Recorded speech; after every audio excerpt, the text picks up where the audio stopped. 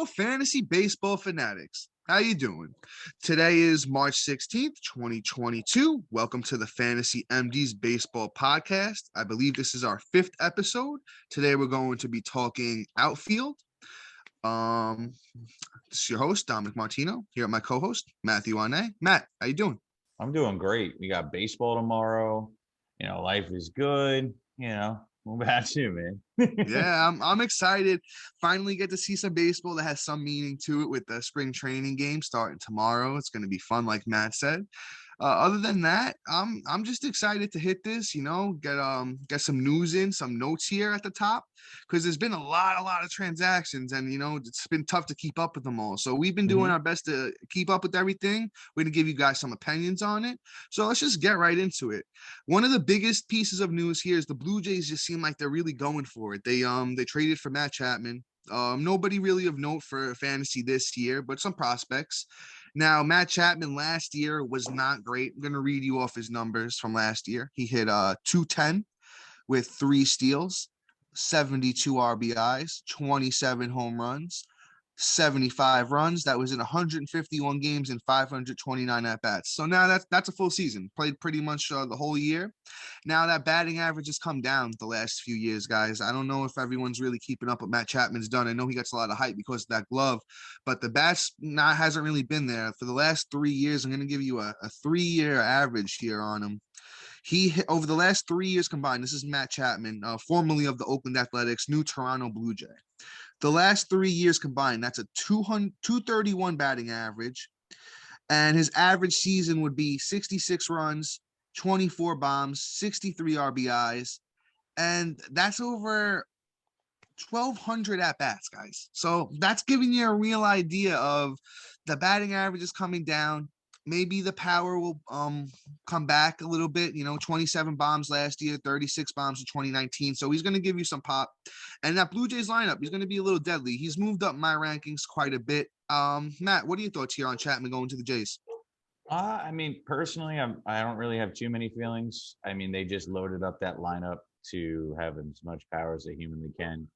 I don't think he's going to do much, but he is a good defender. I could see why they picked him up. Offensively and for fantasy perspective, it's not somebody I'm going to be angling or targeting in the future because outside of home runs, he really doesn't offer much for me. Yeah.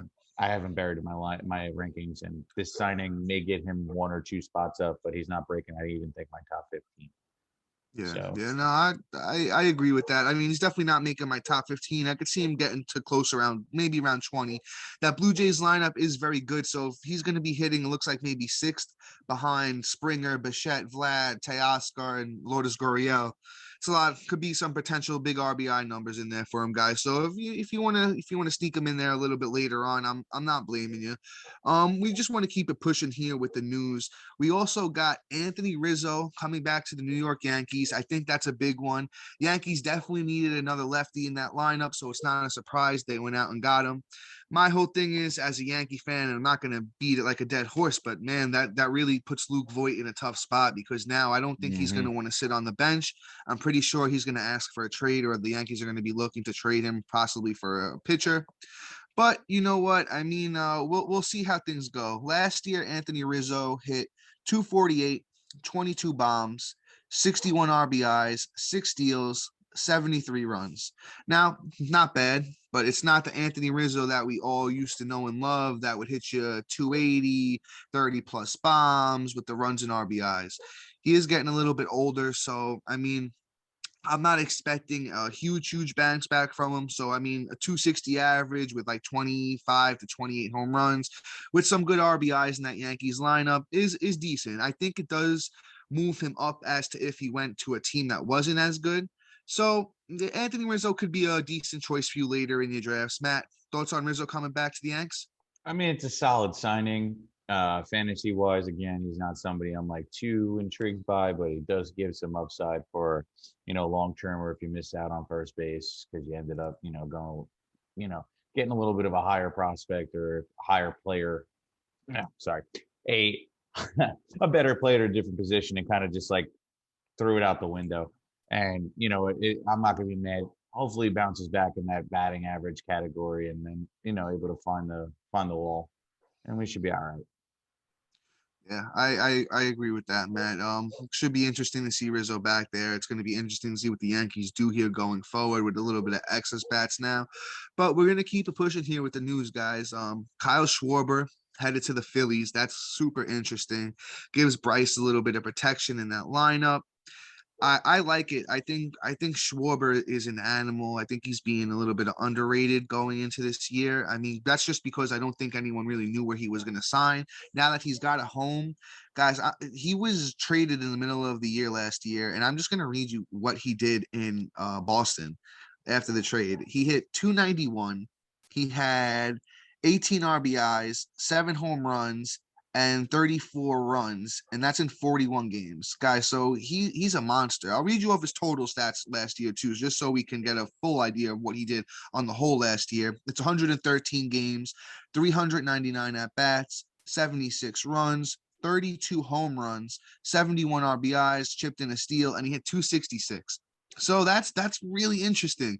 That's 32 home runs in 400 at bats. So that potential is really, really interesting to see what he can do going forward. It's going to be in this Phillies lineup now. It's looking a little bit better. Maybe they go out and get Chris Bryant, which would be, very, very interesting. But Matt, what's your thoughts specifically on Schwarber here, headed over to your hometown Phillies? I wouldn't say my team or my hometown, but Well, where you are now, where you're located currently, yeah. Phillies. I guess better said. There's a lot of excitement surrounding him. I think he's going to be good for the team. I think that he's going to be hitting high enough in that lineup where he's going to be able to create some fantasy production. Citizens Bank Park is very easy to hit on, very especially with his power. The ball's going to fly out. Yeah. And, it's going to be good. He's going to drive in those ribbies and all that wonderful stuff. And I think his average kind of returns to back to 19. I don't see any reason why not. I think if anything, he probably was just dealing with a little, what do you call it? No, actually, I'm lying. He's pretty much hit the same thing. He had 253 last year, had 250 in 19. I apologize. Just pulled that up. But Yeah. Last year total, he on the whole season he had 266 with the which is better. Washington last year he had 253. So I think the 266 is interesting if the batting average could kind of keep up in that department. Yeah. I think overall, he's going to be a nice little sneaky late round guy. I'm not drafting him in the top 100, but I am going to draft him probably close to outside the top 100, and probably that 110 to 115, 120 range, and he'll be like a nice UT outfield depending on where it's at. But I mean, signing there is definitely a great landing spot for him. Yeah, no, I think Kyle Schwarber is going to be great this year, guys. I wouldn't be afraid to bump him a couple rounds if you're really high on him because he's got a lot of power and that's going to translate, like Matt said, Citizens Bank Park. It's gonna translate over there. But all right, keep it pushing here with the news. The last signing / trade we're gonna get to here is Zach Cranky headed back to the Royals. Somebody who the last couple of years haven't been great to him. Last couple of years it's a 4.16 ERA last year, 4.03 ERA in 2020, and last year he did throw 171 innings, only 120 strikeouts. The whip is good because you know what, guys, Zach Greinke does have great controls, a 117 whip. So, you're most likely going to get a good whip from the guy. I don't know if you could bank on him for a great ERA anymore, but I'll give you the year that actually, excuse me, Matt. Don't happen again. Yeah. So back in 2009, I want to read off his best year with the Royals. So there might be something here with the Royals. He had a 2.16 ERA, 229 innings, 242 Ks, a 107 whip. So there might be something headed back there that they could, pull out of him. So I wouldn't be shocked if, he did perform better than the last 2 years going back to the Royals. I would say he's a late round dart in most leagues. I mean, if you're going a little bit deeper, maybe one of your last pitchers, if you're really interested in him, if you think that bounce back is real. But Matt, any thoughts here on Greinke headed back to the Royals? I mean, I'm not drafting him anywhere relative. This doesn't really change anything for me. Last year was kind of, I think, is what we're going to get out of him. If he pitched 171 innings last year and only wound up with 120 Ks, that tells me his stuff is going out the window. I'm impressed that he was able to keep it at 4.16 ERA, but I mean, now you're not on the great Houston Astros with that team behind them and the defense. I mean, not saying Kansas City doesn't have a team, defensively, but it's not Houston. So, I mean, last pick of the draft is probably where I'd maybe get him, and pray to God. If not, I drop him that right after that bad start, or maybe it works out and see how long it lasts. But I mean, I'm not really excited to see what's going on with him. Yeah, yeah. So, guys, that's our thoughts on Cranky there. Now we're going to get into a few injuries. We're going to start this one with Chris Sale. It came out, it broke today that he's got a rib cage fracture, and there's no clear timetable to when he's coming back. So, guys, that makes it super risky. Somebody who was moving up draft boards coming into the season, and everyone was hoping to see a big spring training from him, is now moving back down draft boards because of this injury. And it's just, I'm going to be honest. I'll pull out my starting pitcher ranks here real quick. And I had him at 11, and he's going to move way down now. I really wouldn't be interested in touching him in keeper or redraft at this point. Starting pitchers deep this year, so there's definitely a lot of other options. I think I'm throwing a red flag on him at this point. Matt, your thoughts here on Sale? I know it's just been me and Matt have been joking around hashtag bring back the lockout because just a lot of these injuries have just been hurting fantasy owners, guys. So, Matt, thoughts here on Sale? I'm very upset. This Yeah. sucks. I mean, not for nothing. I actually kind of had him pretty high, and now he's got to fall down the rankings. He was hurt last year, missed all 2020's little COVID season. TJ, now this. I mean, this is a real, this took out his legs in terms of, where his fantasy value could be. I'm not drafting him. Again, maybe at the end if he's sitting there, but I'm not going to sit here and see what an older guy is going to, how long it's going to take for his ribs to heal up, and then try and watch him figure out how to get his control back after TJ. I'm just, this is terrible news. Like, it's not how I wanted to wake up. It's almost as bad as Tuesday. Yeah. It's just, I think it's a quick ramp up now. Maybe some of these guys weren't, as ready as we thought they were, and maybe they didn't know when the deal was getting done. So now that everyone's out there working out, seems like a few injuries are popping up, and that brings me into the next one, which is another total downer, even more than I'd say Chris Sale, because it's a young kid, only 26 years old, but it's Jack Flaherty, and he looks like he's got a shoulder injury, and he got an exam. There's no clear timetable. There's not really a huge update on him as I'm looking. It's just shoulder injury. They're gonna keep an update. He got an MRI. Looks like they're still awaiting the results. So there's no clear timeline on him either. Once again, if you're drafting, like I'd say today, tomorrow, and there's no news, it's a stay away. It's a wait and see game with him, because he's actually, I don't know if it's the same shoulder he hurt last year. It's the right shoulder, but I don't know if it's the same one he hurt last year. If it is the same one that he hurt last year, then I would definitely not be interested in him, because he only gave you 40 innings in 2020. He gave you 78 last year, and he was dealing with the shoulder injury. I'm assuming it is the same shoulder. So, guys, it's a big red flag with me for Jack Flaherty. It's a guy I had super high. I had him at 13. I'm shooting him down. Once again, starting pitchers deep this year, guys. Look out for our starting pitcher episode, which will be out soon, and we'll help you get through it, because you lose two big ones here in Sale and Flaherty. Matt, anything else you want to chip in with Jack? I'm depressed. Yeah, this one's tough, man. This one's tough. When I say I woke up to this, I woke up to a text message from Dom, and my heart fell in my stomach, because he's one of my keepers and also one of my favorite pitchers, especially young guys. He has so much upside, and he can literally strike at anybody. And last year he was starting to show it off, and then of course the shoulder injury. Then that magical second half in 2019, where he just started off as a giant flop, and then decided to come out and probably be the best pitcher of the second half of the MLB season. Yeah, he was. Kid's just electric, and it's very sad to see this happen 2 years in a row. I hope this isn't a trend. I don't want him to start becoming like Clevenger. Like it's Yeah, guys. So right now I'd say with Flaherty and Sale, it's pretty much red flag until we get more news. And once you get the news, you could kind of start to sift through it from there, which leads me into our last news and note here, which is Fernando Tatis Jr. did decide to get the surgery on his fractured wrist, which if you listen to our last episode, I was kind of saying I was comparing him to Freddie Freeman, who didn't get the surgery on his wrist, and Freddie came back in 7 weeks. So I think with the surgery, we are looking at that 3-month timetable that they gave us. That so you're looking around maybe mid to late June comeback for Tatis Jr. So once again, a redraft, guys, you push him down. I wouldn't say he's a do not draft because he can give you that great push at the end of the year and into the championship. So you can take him if you drafted safe up until that point. You're feeling a little risky. You think you could manage your team well. I'd say, you know what, take the risk on him.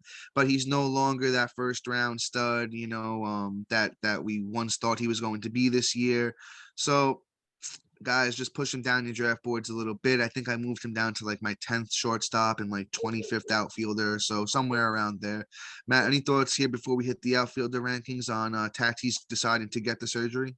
I mean, it sucks. And the other day I said I'd probably draft him around 100, but now knowing that he's going to be back in June, and that's with no setbacks, that's without long ramp up time, and all the minor league rehab stuff that we need.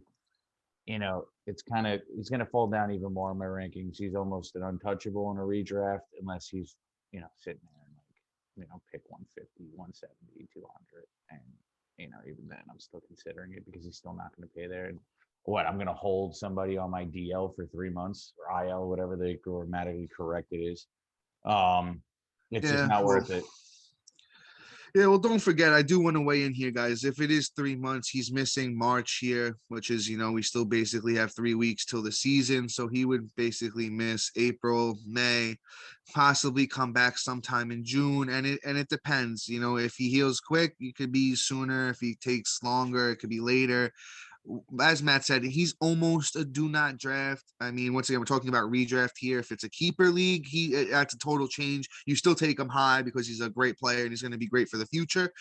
But in redraft, guys, he's very risky. I'm more around pick 100, maybe 125. Matt's saying go even later on him, but it's a risky pick, guys. It's a very, understand if you're taking him this year in redraft, super, super, super risky. But all right, guys, that's enough of the bad news. Now let's get into some fun stuff. We're going to talk our top 10 consensus outfielders here. With another transition here with Tatis going down, who did have outfield eligibility, that pushes a lot of guys up for that number one spot. Matt and I do agree here. So sorry, consensus number one, and that's Juan Soto of the Washington Nationals. And I think it only helps that they signed Nelson Cruz, who's potentially going to hit behind him to give him a safety net. So now you got to pitch to Juan Soto because Nelson Cruz is behind him. Just going to give you guys a recap of what Juan Soto did last year. He had a 313 batting average. He chipped in 9 steals, 95 RBIs, 29 home runs, 111 runs, 502 at-bats, and 151 games. So he gave us a whole year last year. And that was a 22-year-old Juan Soto season. Kid's only going to be 23 years old. I think the sky is the limit. He hit 34 home runs back in 2019. So I mean, it's just it's Juan Soto's world. And we just live in it, and he does whatever he wants, and we're just grateful to enjoy it. So he's number one, and I think it's easy to see why. I don't even think it's debatable. Matt, any thoughts on your boy, who's one of Matt's favorite players, Juan Soto? Yeah, I'm gonna say this too. I think look at how the second half of the season ended, and that's pretty much why he's number one as outfield. Because I know that any Soto owner that had him last year was not happy with the first half. Probably considered trading him because I mean he only hit 11 home runs, 42 ribbies, and 54 runs going into it. And it really was not all wonderful flowers and rainbows because it was kind of brutal. And then after the All-Star break, the man went off. Hit 18 runs and 80. No, not 80. I'm sorry, I read the wrong one. 57 runs and 53 ribbies and batted 348. So that's where I'm going to base it off of why he's number one and what he's going to continue to do this year, especially now that Nelson Cruz is there. Yeah. It's just that, guys. I think it's easy if you go look at the kid's career up until this point. He's just proven why he's that everyone's got him ranked number one, including us. So Hmm. just moves. Let's move on to our next guy. It's one of my favorite players now. Matt, you got him ranked number two, I believe, as well, right? And that's Bryce Harper of the Philadelphia Phillies. I'm pretty sure. Yep, that's how it is. Yeah, and that's reigning NL MVP. Proved a lot of the haters wrong last year, and said, you know what, I'm gonna put my money where my mouth is, and I'm gonna show out, even though the team wasn't as good. We'll give you a little recap of what Bryce did last year. He hit 309. He had 13 steals, 84 RBIs, 35 home runs, 101 runs, and that was in 141 games, 488 at bats.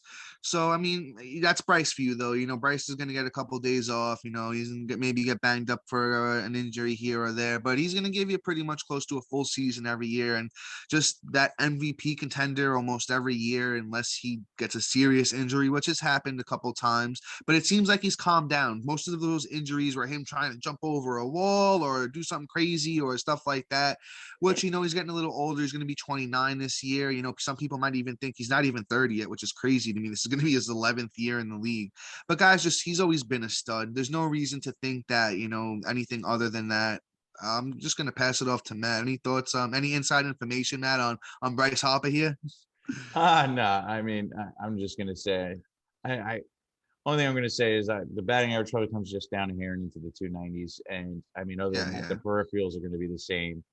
And draft him with confidence. Honestly, he'll probably be my first outfield off the board if it's not Juan Soto.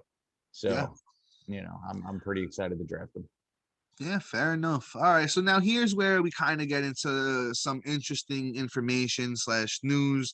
Matt and I, our consensus number three outfielder is Aaron Judge, but here's the thing: this is going to come with a total caveat, guys. It's the fact that there's a New York mandate on the vaccine, and we don't really like to get into all this stuff, but we're only reason we're bringing it up is just because it affects fantasy baseball, and apparently Aaron Judge is not vaccinated, so there's also a vaccination mandate to play in Canada for the Toronto Blue Jays.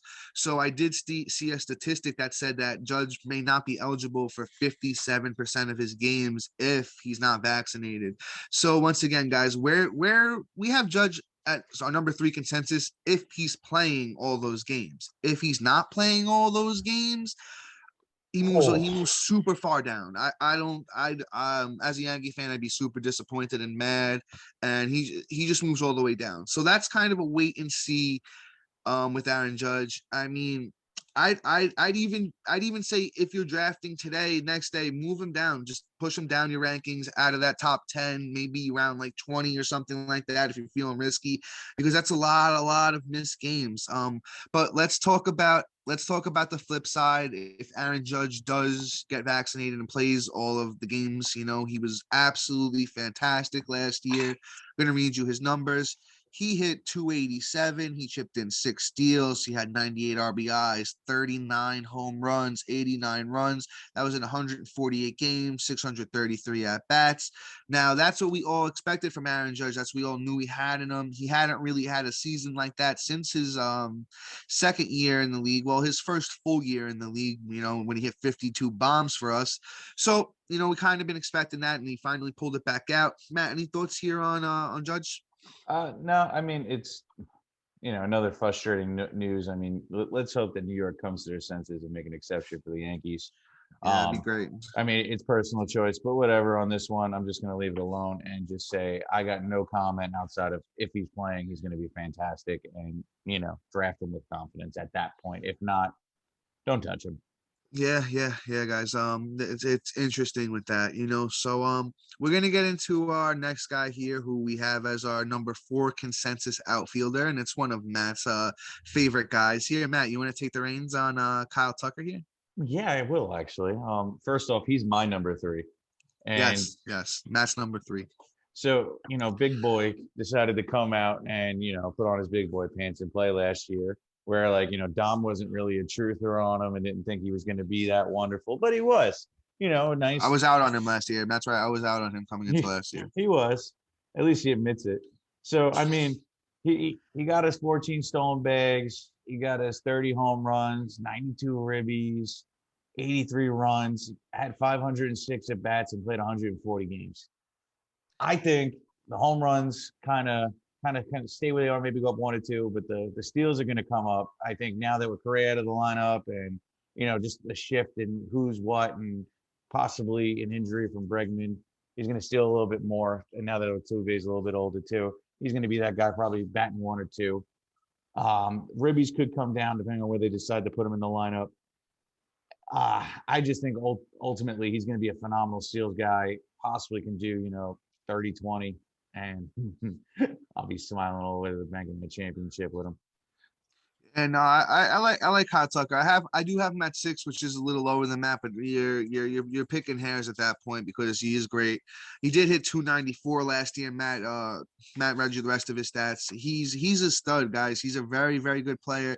I think that, like Matt said, I think those steals could come up. I think he could be a potential 30-20 guy. Maybe the batting average might come down a tiny bit. I could possibly see. So I think he could be like a 280 guy with 30-20. I think the runs and RBIs are going to be fine. Matt, there also is a lot of news. I don't know if you saw this. We didn't really get to talk about it, but there's a lot of chirping in the Astros clubhouse that Correa is coming back. They said all the dudes in the clubhouse called him, Bregman, the rest of those guys, like, oh, come back. So we might see Correa headed back there. So that lineup with Jordan and all those guys, Tucker here is going to be pretty good this year. So I think Tucker stats even out. Like, if Matt's got him a little higher than me, I'm not arguing that. I think hey, that's great, because you know what, Tucker is one of the studs at the position and in the whole league. So guys, draft him with confidence. I think that's we hit Kyle Tucker pretty good. Now here's where I do want to have a little bit of a debate with Matt, because this next guy I have over Tucker, and Matt thinks Tucker's gonna overpass him here, and that's the GOAT, Mike Trout. He's our number 5 consensus outfielder here. He's been banged up a little bit the last few years, but he's supposedly healthy coming into spring training this year. Excited to finally be back and play. So, I mean, I'm not really going to read you off what he did last year because it was only 36 games, but I'll read you off Mike Trout's 2019 just to give you an idea of what he's done most recently. So in 2019, Mike Trout hit 291. He had 11 steals. He had 104 RBIs. He had 45 home runs, 110 runs in 134 games, 470 at-bats. So, guys, Mike Trout, I think people forget how consistently good Mike Trout has been. And I'm going to go back. In 2018, he had 39 home runs. 2017, he had 33 home runs. The steals were even better in those years. It was 24 and 22, respectively. He had 312 and 306 in those years. So I wouldn't be surprised if Mike Trout hit 40 home runs, 100, and a 300 batting average with 15 steals, and that's really, really, really, really good. Now, I mean, I got him as my number 3 outfielder, our consensus 5. Matt, where do you got him ranked? And if you want to rant a little bit here about Mike Trout and explain yourself why you've got the GOAT lower than Kyle Tucker. I got him down at 7, actually. Buried. Matt took the shovel, dug the hole, poured some haterade in, and then he said, not haterade. He said, no longer are you the best, Mike. It's not haterade. It's more of just being conservative. I'm busting your chops, man. I'm busting your chops. Usually I'll just admit if I'm hating on somebody, but it's more of just conservative. He's hurt last year. He was hurt during 2020. Yeah. And you know what? 19's incredible, but something was a little telling on it. He's starting to show his age because he only had 11 steals that year. So a year that he had more home runs. And the reason why Trout was the GOAT is because, he was, that 40-30 capability. Now that he's not getting the steals, and I don't even think he's going to get 15 next year. I don't think they let him run. But, now that he's up in the 30s, he's my age, he's not going to be stealing. Bombs are probably going to be like 35, maybe 40 if we're lucky. And the ribbies and runs are probably going to be about the 100 range. I'm not even upset at that. But I mean, in his previous years, 281, 290, that's 19 and 20. I think that's kind of going to be the new norm. So, I mean, at that point, I'm going to take the steals with Tucker over Trout, who's not stealing, and I might take a little hit in the power, but what, 5, 10 max? And then if they get close ribby run numbers, it's the stolen bases that are going to be a little bit more valuable to me. So I mean, I'm disagreeing, Matt. I'm disagreeing with you on that one. Yeah, I'll I be think the surprised if he thing gets is, 10 steals. That's just well, me. I'll tell you this. Back in 14 and 15, he stole 16 and 11 bases respectively, and then he went 30, 22, 24. But that's not even my main point here. My main point is he's been banged up, so you don't really know what you're gonna get with him from the steals department. If he's healthy, and steals are a want category usually. It's if you want to do it and the team's gonna let you. And they let Ohtani steal last year. Ohtani stole, I forgot, but I know he went over 20 bags last year. So I know it's not going to be a team thing. I know it's going to be if he wants to go out there and do it. I see him, if the want and the will's there, easily going to get over 10 bags. But, and the batting average, you can't base it off him being hurt. You know, you can't go 2-0. He hit in the 2 last years where he was hurt. The batting average was down. Yeah, he was hurt. So, I mean, the years before that, it's 312, 306, 315, 299. So I think he's closer to a 300 hitter. 40 bombs, 15 steals, like I said, and the runs and the RBI should be there. But guys, it's preference at that point. If you think, if you like Tucker a little better, go ahead. If you like Mike Trout a little better, not a big deal. It's only a couple spots. But Matt, any thoughts there on Trout before we head on to the next guy? I'm just gonna comment on when you say yeah, of course. Of course, he'll probably want to steal, but I don't think the team's going to let him. They're going to want to keep the guy they're paying $450 million healthy. You know what I'm saying? When they have Ohtani that's going to run. So I don't foresee them letting him run. It's just one of those things where he is going to be protected and, now nourished, because I have a feeling he's going to move back into the third slot, not batting 2 anymore.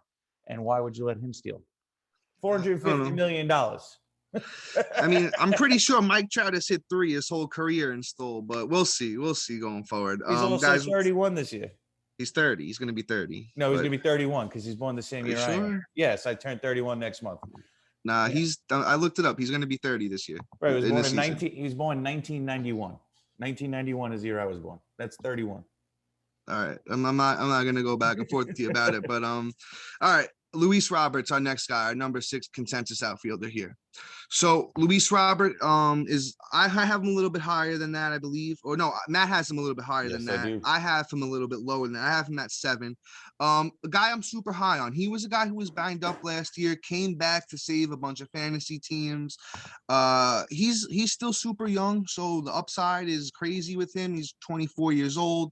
I will read you off what he did last year. Was in limited time, was 68 games. He had 42 runs. He had 13 bombs. He had 43 RBIs. He had 6 steals, and he hit 338. So I think the sky is the limit with this kid. He could potentially be a 30-30 guy, give you similar to what a Cedric Mullins did last year with the even more in the RBI department in that great White Sox lineup. I just think he's somebody you totally draft with confidence, and just I don't see any really knock on him here, except maybe he gets hurt again, but the talent's there. The kid's amazing. He was great in the minors. He had a 32 home run, 36 steal season, and he hit 328. So I mean, I don't see any reason not to like the kid. Matt, thoughts on Robert here? I moved him up today, actually. Yeah, where did you put him again? Where did you put him? 4. Damn. Yeah. So I had to go and do a little bit more of a dive, and last year was a little enlightening, even though he came back late and got like 275 at bats. But the fact that the guy was hitting in the bigs with barely any real slug into the bigs, because the season before he had 202, and he comes back after an injury and he really hasn't had the fair time in the league. Comes out, hits 338, manages 13 bombs, gets 6 stolen bases, and was pretty much an integral part of that team. Kind of gives a foreshadow of what he's going to do this year. And I think that honestly, I'm going to draft him with a lot of confidence, with the potential to be the number 1 outfielder this year. So, I already have him at breakout, but I think there's a possibility of number 1 overall outfielder this year. Yeah, it's big talk, man. That's big talk. I mean, if everything clicks, yeah, I think there is the potential, just because that steals category could Oh, it's gonna could skyrocket. potentially, yeah, could put him over everybody else. But he'd really have to show out to do that. I'm not going to disagree with Matt. The potential is totally there for him to do it. It's totally there for him to do it. So guys, he's someone you just draft him with confidence. You say I got Luis Robert and I'm happy with it. Mm-hmm. He's I would say he's a early second round pick, maybe late first round in a 12 or a 15 man.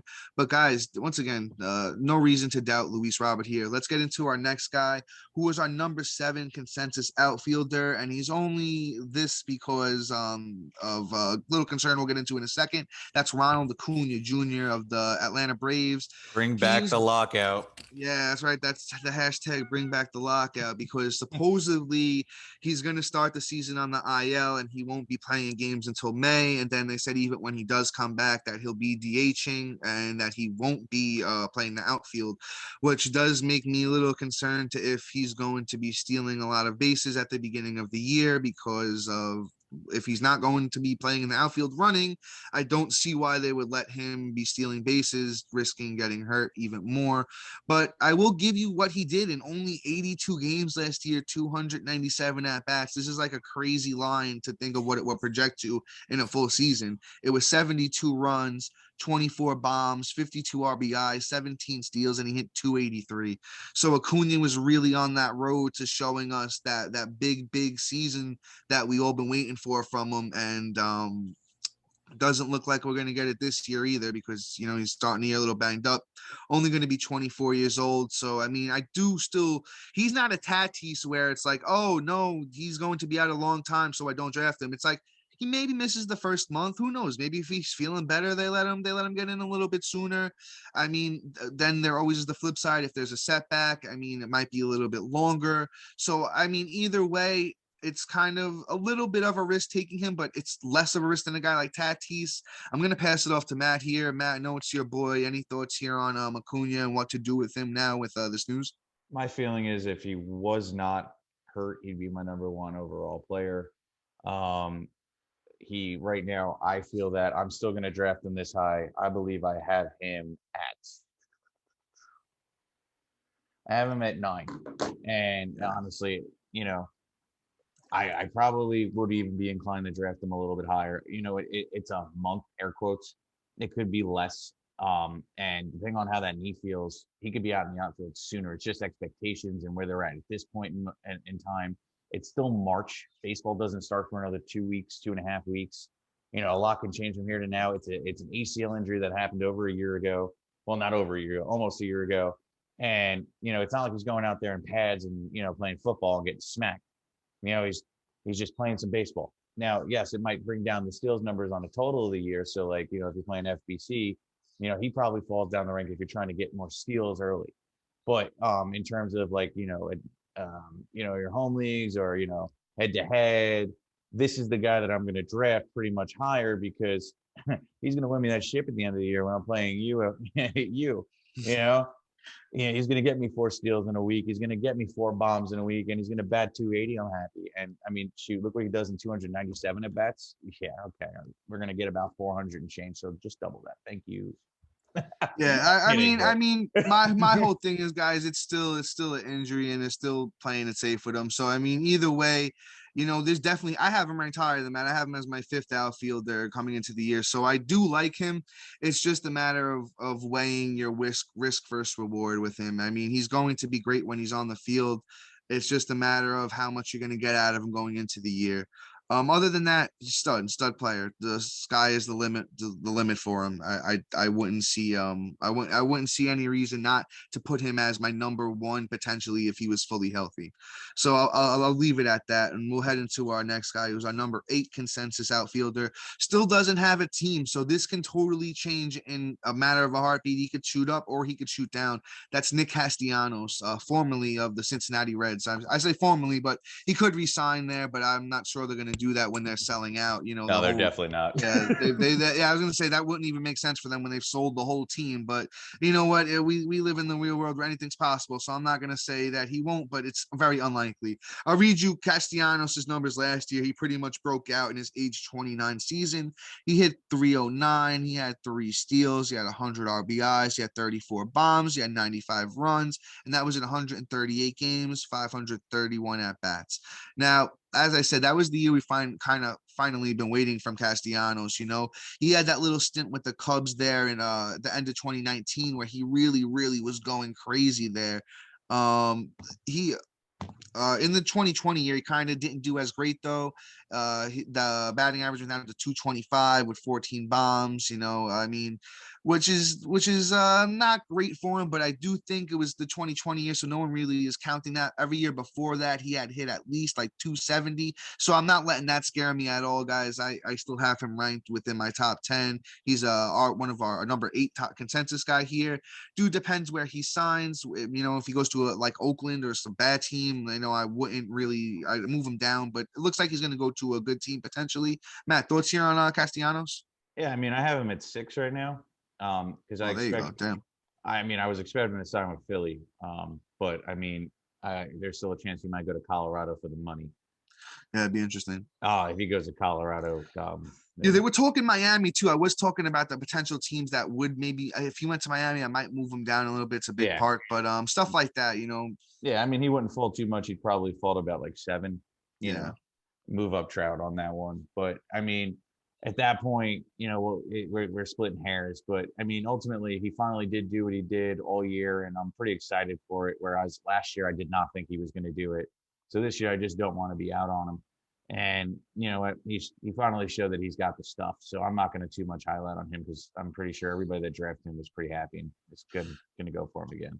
Yeah, guys, draft him with confidence. Once again, just he's not really a steals guy, so he's going to be more of that power RBI. He's going to give you a strong batting average and solid runs. So that's pretty much on Nick Castellanos. Just look out for where he's going to sign. We'll keep you updated on that as well. Going to move on to our number 9 guy here, who actually was one of my favorite young players, and I'm kind of mad that all the noise in the COVID year kind of led to everyone thinking that his knees is banged up and he wasn't really going to do anything, and then it just turns out, he comes into this year and does what I personally thought he was capable of. That's Yordan Alvarez of the Houston Astros.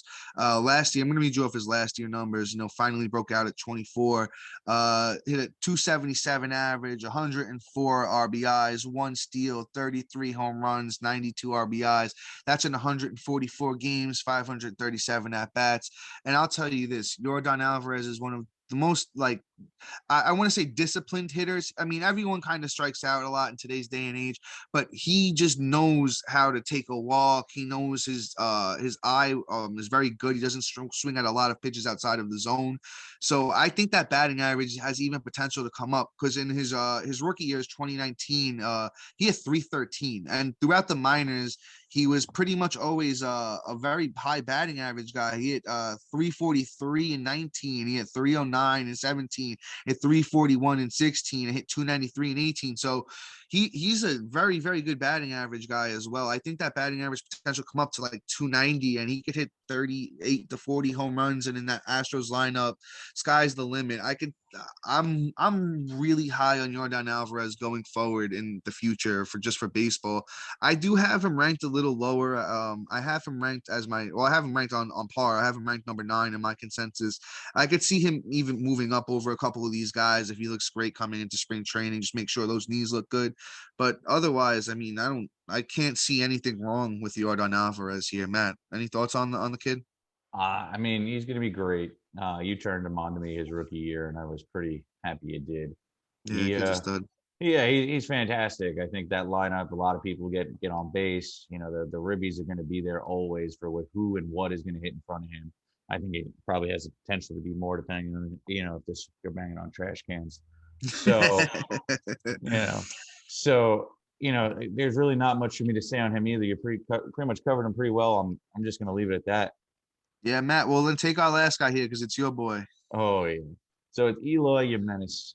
So what he did at the end of that season after literally ripping his chest off, essentially, being a super Bryce Harper, trying to get hurt in the outfield. You know, Yes. just being a beast that he is, is just it's monstrous. So just for everybody's reference of what he did last year. So he bat 249, which is out of character. That will come up. He hit 10 bombs, right? At 213 at bats. And I think he came back in August, if I remember correctly. And Yeah. and then he had 37 ribbies, 23 runs.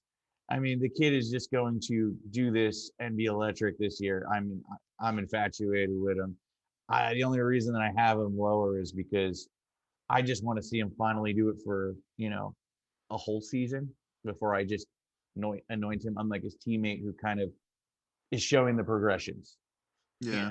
Whereas Eloy has just had a bad rap. I mean, 2020 really wasn't a great year for him, and I mean, I really don't count it all that much. Well, he But actually had a really good year in 2020, to be honest with you. uh, He had yeah, you're right. 296, 14 bombs, 41 RBIs. And I'm going to say that's what makes me still have the faith in him having a little bit of a better batting average. I don't think that, like Matt said, that 249 isn't really definitive of the type of player Yeah. he is. I'll tell you this, there was a 2-week stretch where he came back off that injury and he was like the hottest hitter in baseball. And I don't know whether maybe he wasn't fully ready or he was like trying to get back into baseball routine, whatever it was, and he fell off a little bit there towards the end of the year, and that's why the batting average fell off. But I truly think he could be in the range of like a 270, 280 hitter with 30 easy 30 plus power. And then that White Sox lineup, that RBIs are going to be crazy. The run should be very good. The only thing is he doesn't steal bases at all. I'm not expecting even a single stolen base from the kid. So that is a little bit of a hamper on him. But other than that, you're going to get every other single category from him. So he's on par with a lot of those other guys we were talking about, like the Castianoses and those types of guys. But the only thing is a lot of those guys are proven and have done it a couple times, which is actually, I think I have him outside of my top 10, but not by far. I have him 13 in my outfielder ranking, so which isn't that much lower than where Matt's got him or lower than our consensus. As I said, I have a couple of guys ahead of him that kind of have done it a couple more times, and that's the only thing holding me back from moving him up, because if he does come out this year and he shows us the 285 season, 35 bombs and 100, then next year he's easily in the top 10. But guys, that's our top 10 consensus outfielder rankings. Matt, you got anything else here to say before we sign off? No, I think we covered it. We're chilling. So Yeah. All right, guys. Well, you know what? That's it for the MDs for this week. We thank you so much for joining us. We appreciate all likes, follows, subscribes, rates, reviews, all that fun stuff. And once again, like Matt pointed out last week, we're gonna do the same thing here with our outfielder rankings. If you guys just send us an email or a DM on social media, our email is fantasymds@gmail.com with proof of that you follow us, that you gave us a 5-star review, you gave us a rating. We will send you our full outfielder rankings. Matt, you want to tell them the format and everything about all that? Because I know Matt does all that stuff, how we send it out and everything. Mm-hmm. So I mean, I'm gonna load up all of our rankings onto a Google Doc that me and Dom I'm gonna get him, who's like, Mr. I'm gonna write it down on paper. Oh, I'm old school. I'm old school pen and paper baseball. And he writes it like 5 times. That's like 3,000 names. Well, I'll tell you this, guys. If you stay this far and you want to laugh at us for a second, well, Matt kind of got me onto the cell phone with the rankings over the last few years a little bit. So I do most of my rankings on my phone now, and I move them that way. But I still plan on writing down my rankings, showing up to the draft with on pen and paper. When he says he puts it down, he puts it in his notes, not even an Excel sheet. Okay, so I got to do all this for him. So I'm gonna put it in a Google Doc, and I'm gonna force him to do it, because then he's not giving you updated rankings. And the whole point of doing it in the Google Doc is so that we're gonna edit ours, so that then you're gonna have our live rankings for your draft in a couple weeks.